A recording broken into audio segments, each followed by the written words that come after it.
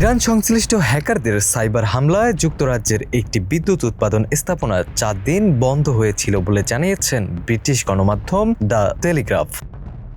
প্রতিবেদন অনুযায়ী গত জুলাইয়ে এই স্থাপনায় সাইবার হামলার ঘটনা ঘটে।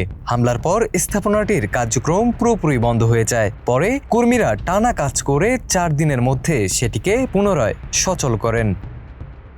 নিরাপত্তাজনিত কারণে আক্রান্ত স্থানটির নাম এবং অবস্থান প্রকাশ করেনি ব্রিটিশ কর্তৃপক্ষ। তবে সরকার সূত্র জানিয়েছে এটি একটি ছোট আকারের বিদ্যুৎ উৎপাদনকারী ইউনিট এবং জাতীয় গুরুত্বপূর্ণ অবকাঠামোর আওতায় পড়ে না। ফলে এর কার্যক্রম বন্ধ থাকলেও যুক্তরাজ্যের সামগ্রিক বিদ্যুৎ সরবরাহে কোনো প্রভাব পড়েনি। তবে ঘটনাটিকে গুরুত্বের সাথেই দেখছে ব্রিটিশ কর্তৃপক্ষ। দেশটির জ্বালানি খাতের কর্তৃপক্ষদের বিষয়টি জানানো হয়েছে এবং সাইবার হামলার ঝুঁকি মোকাবেলায় বিদ্যুৎ উৎপাদনকারী প্রতিষ্ঠানগুলোকে সতর্ক করা হয়েছে।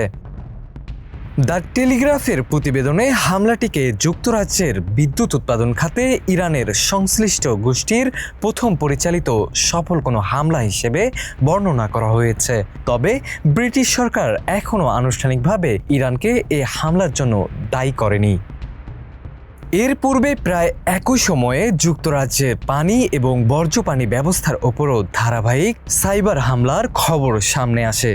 বিভিন্ন মার্কিন সংবাদ মাধ্যমের প্রতিবেদনে বলা হয়েছে অন্তত 12টি অঙ্গরাজ্যের পানি অবকাঠামোতে সাইবার অনুপ্রবেশের ঘটনা শনাক্ত করা হয়েছে। এসব হামলার পিছনে ইরানকে প্রধান সন্দেহভাজন হিসেবে দেখা হলেও মার্কিন কর্তৃপক্ষ এখন পর্যন্ত আনুষ্ঠানিকভাবে ইরানকেই দায়ী করেনি।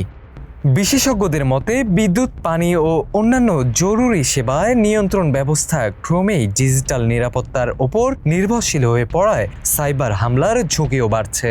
যুক্তরাজ্যের এই ঘটনাটি জাতীয় বিদ্যুৎ সরবরাহে বড় ধরনের সংকট তৈরি না করলেও ভবিষ্যতে বড় অবকাঠামো লক্ষ্য করে আরও গুরুতর হামলার আশঙ্কা নিয়ে নতুন করে উদ্বেগ তৈরি করেছে। মুশফিকুর রহমান, মানবকণ্ঠ ডেস্ক।